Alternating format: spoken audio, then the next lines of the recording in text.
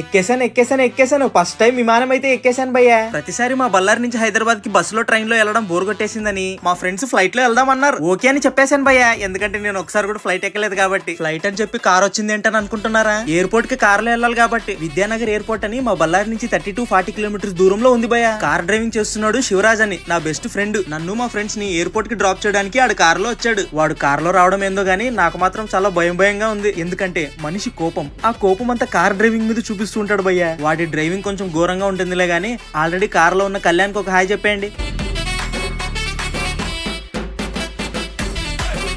So నేను, కళ్యాణ్, ఆర్య మేము ముగ్గురం వెళ్తున్నాం భయ్యా ఫ్లైట్ లో. నెక్స్ట్ స్టాప్ ఆర్యాని పిక్ చేసుకోవడానికి వెళ్తున్నాం. ఇంకా మా బళ్ళారి ఎండల విషయానికి వస్తే ఇక్కడ ఎండ మామూలుగా ఉండదు భయ్యా. ప్రతి సీజన్ సమ్మర్ లాగే ఉంటుంది. మా బళ్ళారిలో ఉన్న వాళ్ళకి ఆ బాధ తెలుసు. సో మీరు ఎప్పుడైనా మా బళ్ళారికి వచ్చారా? ఎలా అనిపించింది కమెంట్స్ లో చెప్పండి చూద్దాం. ఇంకా ఏరోప్లేన్ గురించి నాకు డౌట్ వచ్చింది భయ్యా. పక్షులు గాల్లో ఎగిరినప్పుడు దాని రెక్కలు గిలాగిలా కొట్టేసుకుంటాయి కదా, కానీ ఏరోప్లేన్ గాల్లో ఎగిరినప్పుడు దాని రెక్కలు ఎందుకు స్టడీగా ఉంటాయి అని మా ఫ్రెండ్స్ ని అడిగాను. దానికి వాళ్ళు ఏమన్నారంటే, నిన్ను కొట్టినా కుక్కను కొట్టినా ఒకటే. ఏం పర్లేదు మనుషులు అన్నాక డౌట్లు వస్తాయి, అది కామన్. ఆర్య వాళ్ళ ఇంటికి అయితే వచ్చేసాము, లగేజ్ పెడుతున్నారు. ఆర్యకు ఒక హాయ్ చెప్పేయండి.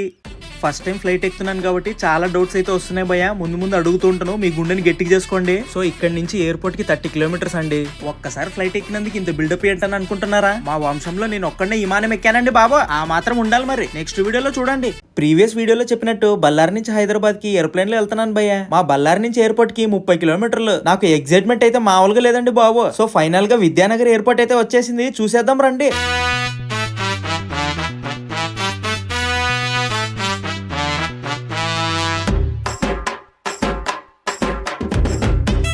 మాకు ఎయిర్పోర్ట్ కి రావడానికి గంట పట్టింది, కానీ ఈ ఫ్లైట్ అదే గంటలో ఇక్కడి నుంచి హైదరాబాద్ కి తీసుకెళ్లిపోతుందంట భయ్యా. గంట కూడా కాదండో, జస్ట్ 45 మినిట్స్ అంట మా ఫ్రెండ్ చెప్పాడు. అయినా ఈ చిత్రంగా ఏం లేదులేండి, పైన ఆకాశంలో ట్రాఫిక్ ఉండదు కదా, సర్రని తీసుకెళ్లిపోతుంది. ఇంక ఇక్కడికి ఫస్ట్ టైం వచ్చాం కాబట్టి ఫోటోలు వీడియోలు అయితే తీసుకున్నాంలేండి.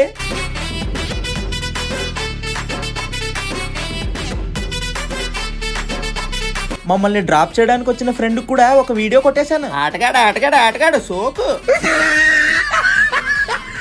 మా ఫ్రెండ్ గారిని లోపలికి తీసుకెళ్దాం అనుకున్నాం గానీ లోపలికి ఎంట్రీ లేదంట, టికెట్ లేదుగా. టికెట్ లేకపోయినా వాటర్ బాటిల్, చిప్స్ ప్యాకెట్లు, సమోసాలు అందివ్వడానికి ఇదేమన్నా ట్రైన్ అనుకున్నారా? ఏరోప్లేన్. అందుకే బయటికి తోస్తారు. లోపల ఇంకా బోర్డింగ్ పాస్, లగేజ్ చెకింగ్ ఉందంట భయ్యా. అందుకే మా వాడికి బాయ్ చెప్పేసి లోపలికి వెళ్ళిపోయాం. ఇంక ఇంగ్లీష్ లో మాట్లాడుతున్నారు భయ్యా, మామూలు ఇంగ్లీష్ అయితే కాదు. పల్లెటూరు మహాలు వేసుకుని ఇంగ్లీష్ లో పర్ఫార్మెన్స్లు ఇచ్చేస్తున్నారు. ఎయిర్పోర్ట్ అయితే చాలా చిన్నగా ఉంది భయ్యా, ఇంటర్నేషనల్ కాదుగా. గ్యాప్ దొరికితే చాలు ఒకటే పోజు. ఫ్లైట్ రావడానికి లేట్ అవుతుందని ఈ గ్యాప్ లో మేము ఫోటోలు వీడియోలు తీసుకున్నాం. ఇక్కడ అద్దాలేంట్రా ఇంత క్లీన్ గా ఉన్నాయి? ఏ మాటకా మాట, నేను అందగానే. సరే ఇంకుంటాను భయ్యా, నెక్స్ట్ వీడియో కోసం వెయిట్ చేయండి, ఏరోప్లేన్ చూపిస్తాను.